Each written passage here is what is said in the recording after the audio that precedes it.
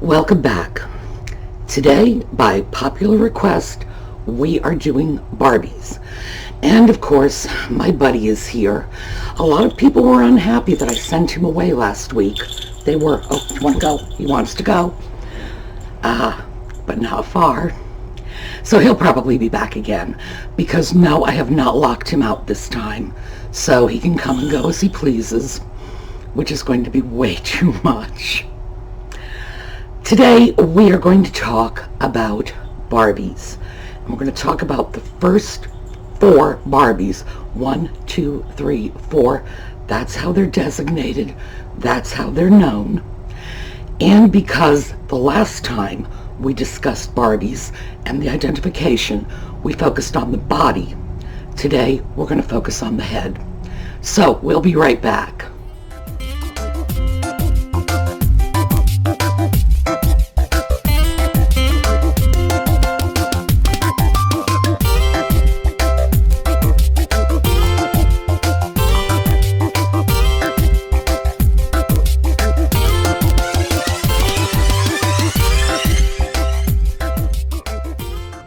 Yes, okay. Yeah, he's come back. He's still willing to play with me. Yes, I know, sweetie. Okay. If you are considering collecting early Barbies, this should be your very first purchase. Sarah Sinkine's Barbie. This is a great book. It's a great resource, all about the early dolls. So, keep that in mind. You can get it relatively inexpensively used on eBay. What I wanted to show you was the cover photo. This is a number 1 Barbie doll. Now, we've gone through the bodies already, so you know that the only difference between the number 1 and the number 2 doll was the number 1 doll had holes in her feet. There's another tiny minor difference that's worth mentioning. The very first number 1 dolls, so these were the first dolls put out by Mattel, were hand painted, and you did see some variations in the paint. But by and large, they all have the same characteristics. Sharply arched eyebrows. These are not the sort of soft, rounded eyebrows you see in later dolls. Sharply arched. See the blue eyeliner, and then the very heavy black eyeliner and white irises. And I've often wondered why, since they were already putting blue on the doll, they didn't just give the doll blue eyes instead of these strange white irises. The irises tend to look like little sideways T's. Rather odd. Big red lips. They had blush. They had nostril holes painted. Sometimes they had little bits of smoky shadow right under the brows. The very distinct look. This is what a number 1 or number 2 face looks like. Now I'm going to show you some more pictures because this one is taken at a downward angle, and also I'm not 100% sure that this doll's lips have not been retouched. If I were to look at that, I would say those lips have been airbrushed either on the doll or for the photo, for the book cover. Not uncommon in book covers. So I want you to see something that, some photos that are more head-on, so you can get better look at those eyes, because that is the salient feature with the number 1, number 2. Remember, salient was our word of the day a while back, and it comes from heraldry, and it means leaping. So something salient is leaping out at you, and that's the feature that leaps. So let's take a look at some pictures of number 1 and number 2 Barbie faces.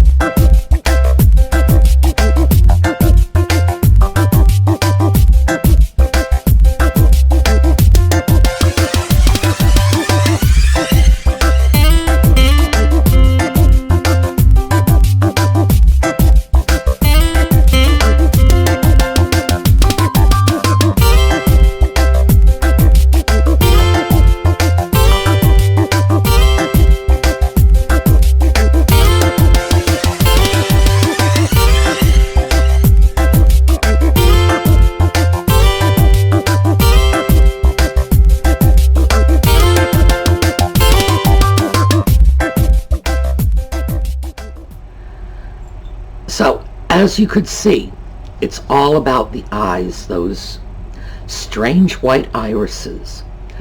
And some of those dolls, well, some of those dolls are just a little on the creepy looking side.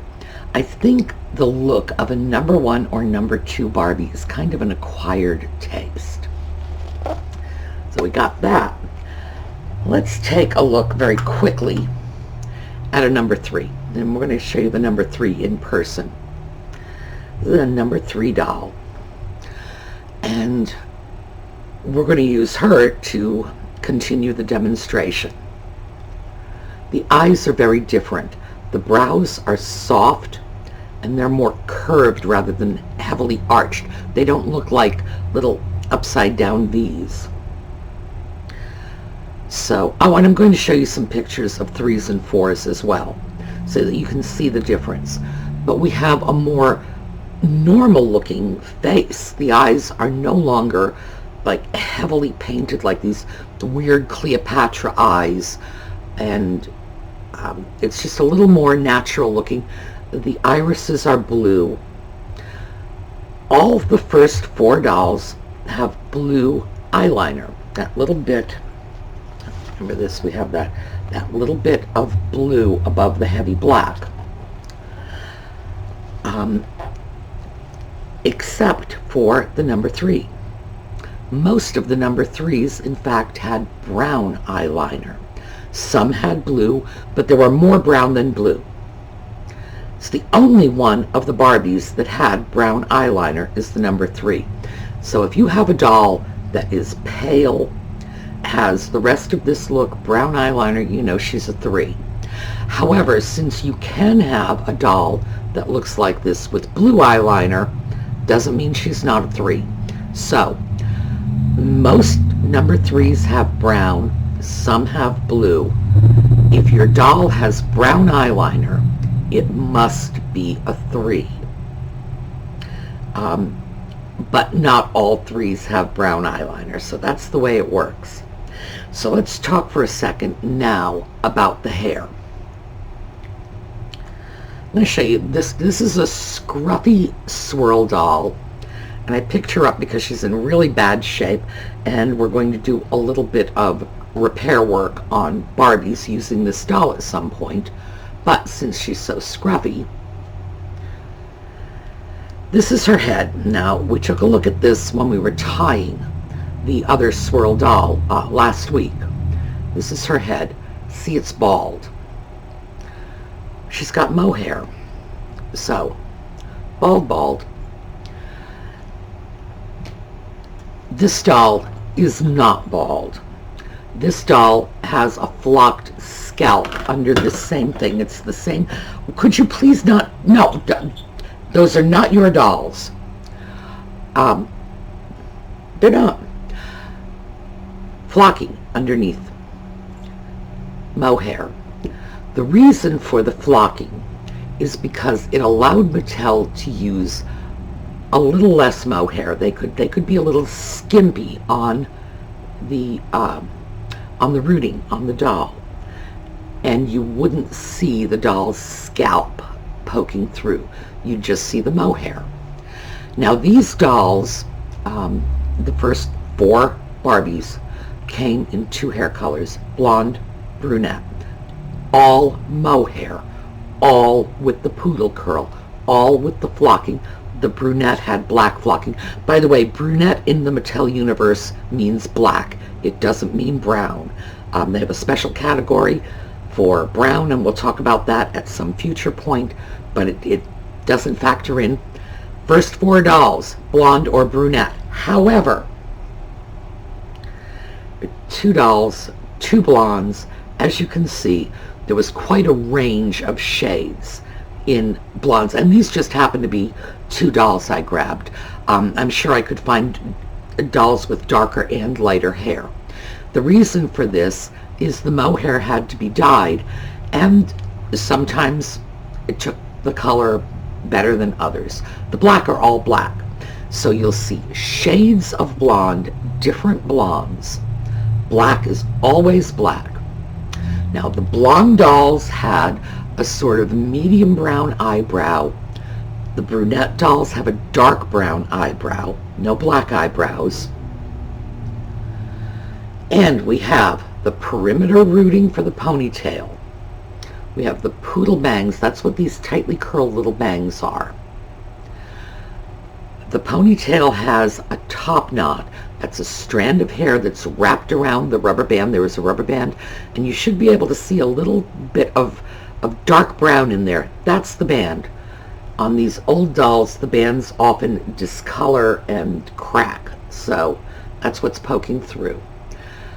Top knot, mohair, and then you have this, which is a hard curl. It's all of the hair in one complete curl. And this, which is the opposite, which is a soft curl, where the curls are all sort of fluffed out. Bit of Mattel ponytail trivia. Mattel only used this bottom band here for shipping. That's all it was for. It was going to hold the doll's hair in place while it was boxed between the time it hit the factory and eventually went to its new owner. Mattel fully expected the little girls to take that bottom band out because this double-banded ponytail was not a fashion statement in 1959. It was just holding the hair together, and Mattel expected that the hair would just sort of fly free like any other ponytail. But the characteristic lower band of the Barbie just sort of happened by mistake. They sent it out and little girls didn't take the bottom band out. Interesting. Now, when we go back, let's go back to the face now. Softer brows, not quite so sharp and angular. Better executed eyes, more natural, less of that over-painted look. Lipstick, this is faded, but the lipstick was red, usually a shade of almost orangey red. The red like this sort of dark crimsony red. I'm not so sure about that. That's why I think it might have been retouched. It's unusual to see that color red. It would tended to be a little more orangey red, fire engine red. Match the doll's nails. Doll had fingernails and toenails that were also painted red, but we covered that when we discussed the body. Some dolls have noticeable nostril holes. They're just little red dots. A lot of them have blush in varying degrees.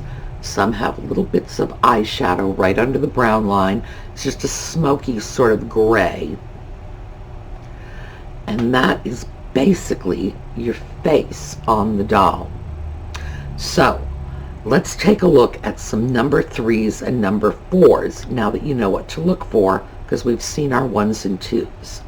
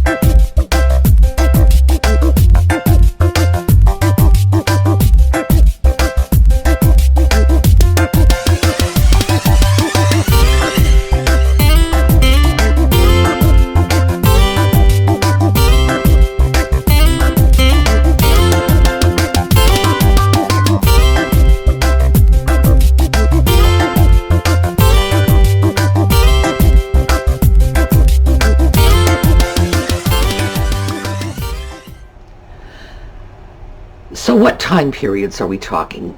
1959. When we talk about like a number one, number two, number three Barbie, this does not conform to years. It's like months. 1959 was number ones, number twos. Number threes, number fours, both 1960. So you had 4 dolls in the space of probably just a little over 2 years. So don't expect the numbers to conform to the date. However, collectors know the dolls according to the number. So a collector would say that is a number 3 Barbie, not that is an early 1960 Barbie. Same thing with this. They'll say it's a number 4, not this is a late 1960 Barbie. That's how they're known.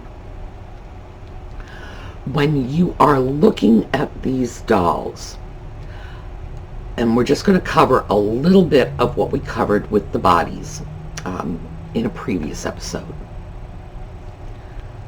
The first 4 dolls are usually separated in their own category because there were a couple of things they had in common. One, the first 4 dolls had mohair, full mohair, including the little poodle bangs, full mohair, flocked scalps, and blonde brunette only. They also had solid bodies.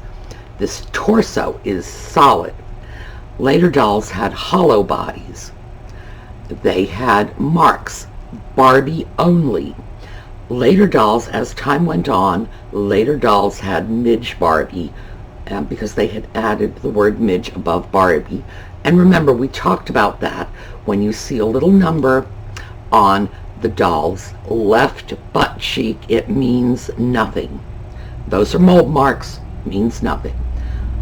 It's the right butt cheek that is going to say Barbie TM for trademark or Barbie Pat's Penned, which came later. So the earlier dolls will be TM, no, I'm sorry, it's TM or R. They all say Pat's Penned because that's for patent pending. So it's either going to be TM or R. The first dolls, 1, 2, 3, TM. 4, that's where you'll see the R's. Smell like crayon. Heavy crayon smell on these dolls. And we joke about that because I'm sure you've seen Jocelyn pick up Barbie dolls and start, she's huffing away. It's for that crayon smell. The crayon smell is one of the chief indicators of an early Barbie doll. You just pick it up. It's an overwhelming crayon smell. You don't have to go much further than that. But when we take a look at the faces, you can see there are distinct characteristics. Number 4, well, no, number 4, this is the 4, sorry. Very tanned looking compared to the number 3. The first 3 dolls used a vinyl formulation that fades. They all fade. Even if somebody says, I have an absolutely unfaded number 1, number 2, number 3, no they don't. If it is in fact a genuine 1, 2, or 3, there will be some fading somewhere. And if you know where to look for it, you can find it. There are a few places where the fading tends to turn up, very obviously. But the ones that faded to white are the first 3.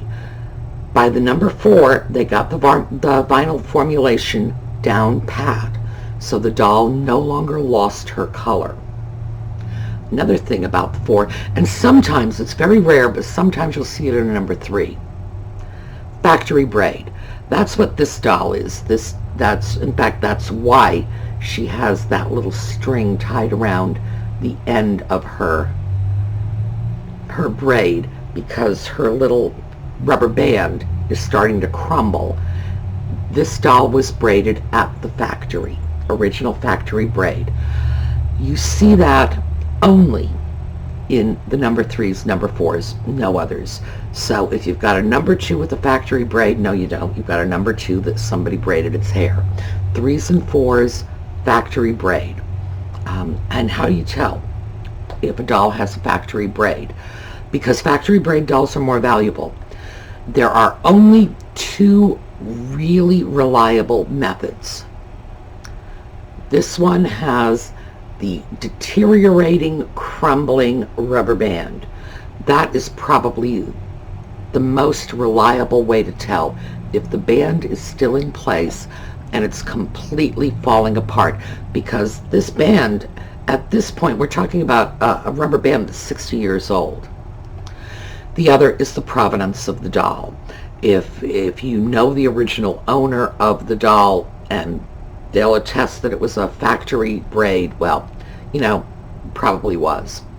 If I were to pull this braid out of the hair, which I'm not going to do because that's part of the value of the doll, if I were to pull this braid out, you would find like the hair just zigzagged, because this braid has been in there, this, as I say, it's factory braid, it's been in there for 60 years. That hair is not going to come out, you know, nice and straight and smooth the way this doll's hair is. So another thing you occasionally see, and this one is only with 3s and 4s again, is a factory bun. Now what a factory bun is, and we're going to use our number 3, it's when the doll's hair was sort of tucked up under and pinned. That is a little easier to spot because the doll will invariably have a nasty green spot on her scalp where the pin goes in, because again, the earrings, if they've been left in too long, will leave green marks. It is the vinyl reacting with the metal. The vinyl would react with the pin that they used, and they just took it like a common pin and shoved it in the doll's head to keep that bun in place. That's usually the easiest way to tell, by the pin that was used, which needs to be a 60-year-old pin, and the nasty little green spot that'll invariably be under the doll's hair. Also, of course, if it's factory braid or factory bun, if you take it out, again, it's going to have a big sharp fold in it from having sat there for 60 years. Okay, so we've had a chance to look at 1s and 2s, 3s and 4s. These are what they call the money dolls. These are the most expensive. As a general rule, the lower the number, the more valuable the doll. A number 1 is going to be more valuable than a number 2. Now remember, the only difference between the number 1 and the number 2 is the number 1 has holes in the feet. The only difference. The number 2 is going to be more valuable than the number 3. The only difference between the number 2 and the number 3 is the number 2 has a head that looks just like the number 1 head. No difference in the body. We did a whole video about that. Remember, even if they say, oh, it's Japan in the box, and that was only, no, I showed you Japan in the box on a number 4 doll. It's unquestionably a number 4 doll, so you know that Japan in the box was not limited to number 2 dolls. Oh, I'm sorry. Japan in the box is a type of marking on the doll's foot. So, but check out that video and I'll go into more detail in the explanation. Now, when we get to number 3s and number 4s, the difference is the vinyl in the number 4 has not faded, and a number 3 might have brown eyeshadow. In fact, will most likely have brown eyeshadow, and that's your difference between those two. So, 1, hole in the feet, plus those white irises. 2, same white irises, no holes in the feet. 3s, no white irises, sometimes brown eyeshadow. 4, non-faded bodies. That's the best way. Just that is what is salient about each one of these dolls. So those are our first 4 Barbies. So next time we do Barbies, we'll pick up from there and we'll go to the next batch. price differences when we move from 1 to 2 are significant. 2 to 3, significant. 3 to 4, significant. 4 to 5, significant. Once you get to 5, you're not seeing the same significance in the prices, in the price differences. And that's because they're getting lower and lower in price. When you are looking at a very expensive doll, a $5,000 doll, the price difference between a $5,000 doll and a $2,000 doll, big money. But when you're getting down to dolls that can be picked up for $150 to $300, the price differences are less significant. Remember, if you are thinking about collecting Barbies, grab the book. The book will save you a lot of time and trouble because it's well researched and it does cover all of the original Mattel dolls, the original Mattel fashions. Okay, so that is our 50 cents worth of Barbies for this morning. And if you've got other dolls you want information about, let me know. I'm sure we'll be able to accommodate you. Have a great day, everyone, and I will see you tomorrow.